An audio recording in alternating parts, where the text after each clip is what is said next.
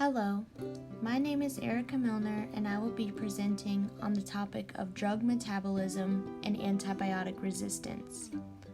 I have focused my presentation on the antibiotic penicillin. Penicillins are a group of antibacterial drugs that attack a wide range of bacteria. They were the first drugs of this type that doctors used. The discovery and manufacture of penicillins have changed the face of medicine as these drugs have saved millions of lives. There are several antibiotics in the penicillin class. Drugs in the penicillin class work by indirectly bursting bacterial cell walls.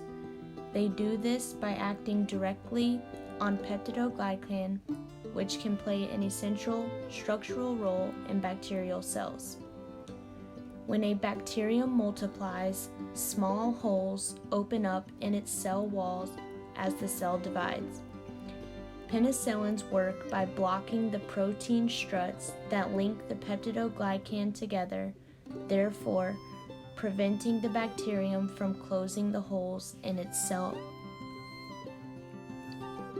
Penicillin is usually taken orally and becomes activated once it reaches the plasma in the bloodstream. Penicillin can be inactivated in three ways: protein binding, metabolism, or excretion.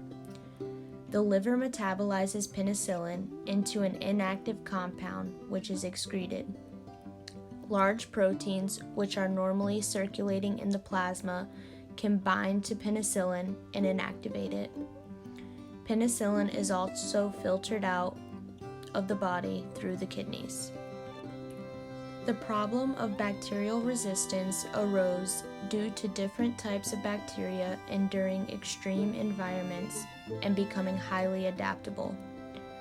Bacteria are able to regenerate quickly, making quick genetic changes that arise across a population. Immunity to penicillin can develop through three common methods. The first method is the production of penicillinase. The production of penicillinase is a production of an enzyme that degrades penicillins. The ability can spread throughout a bacterial population via conjugation in a ring of DNA. This can create a family of penicillin-resistant bacteria that can then replicate and continue to do harm if left untreated. The second method of immunity comes from an altered bacterial structure having an effect on the effectiveness of the penicillins. Some bacteria can change the format of the penicillin binding proteins in their peptidoglycan wall so that the penicillins can no longer bind. This leads to a penicillin-resistant strain of bacteria. The final method that relates to immunity of penicillins is penicillin removal. Some bacteria will develop systems to export penicillins. If the bacteria becomes effective in exporting the penicillins, the penicillin will not be effective in killing the bacteria. Antibiotic resistance to penicillin has become a prevalent issue to society in the world of biochemistry. The resistance is relevant to society because it affects the treatment methods that can be used for certain illnesses. If a strain of bacteria is found to be resistant to penicillins, a new antibiotic must be used. This affects lab settings along with medical facilities when developing antibiotics and treatment plans. It also poses a threat to society if a new strain of bacteria becomes resistant to not only penicillins, but other antibiotics as well. When infections can no longer be treated by first-line antibiotics, more expensive medicines must be used. A longer duration of illness and treatment, often in hospitals, increases healthcare costs as well as the economic burden on families and societies.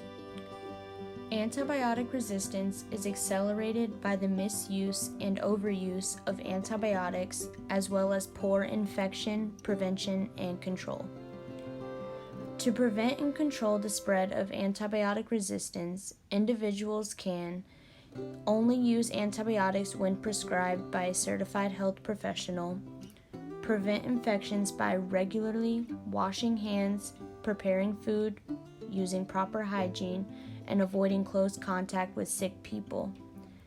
Keeping vaccinations up to date is also a way to prevent and control the spread of antibiotic resistance. Always follow your health worker's advice when using antibiotics. Policymakers can ensure a robust national action plan to tackle antibiotic resistance and improve surveillance of antibiotic-resistant infections. They can also regulate and promote the appropriate use and disposal of quality medicines. Health professionals can report antibiotic-resistant infections to surveillance teams and talk to their patients about how to take the antibiotics correctly and inform them of the dangers of misuse of the antibiotic. The health industry can invest in research and development of new antibiotics, vaccines, diagnostic, and other tools that can be used to prevent and control the spread of antibiotic resistance. The agriculture sector cannot use antibiotics for growth promotion or to prevent diseases in healthy animals. They can vaccinate their animals to reduce the need for antibiotics and use alternatives to antibiotics when available. They can also improve biosecurity on farms and prevent infections through improved hygiene and animal welfare. My new biochemistry knowledge allows me to understand these methods of preventing and controlling the spread of antibiotic resistance because I have an understanding of how complicated it is to create a new antibiotic that will be effective. It is important to remember that people do not become resistant to antibiotics, but that bacteria does. I understand that mutations within the bacteria can lead to problems in the effectiveness of a preferred treatment method. Understanding the metabolism of an antibiotic allows for scientists and researchers to understand what the medicine affects within the cell and how it can be altered. Understanding antibiotic resistance allows for a more broad approach to be used when developing a treatment plan that may be interrupted by a resistance. These are all important to the field of biochemistry and will be used in my future as an anesthesiologist. I hope you enjoyed my presentation and have a great holiday.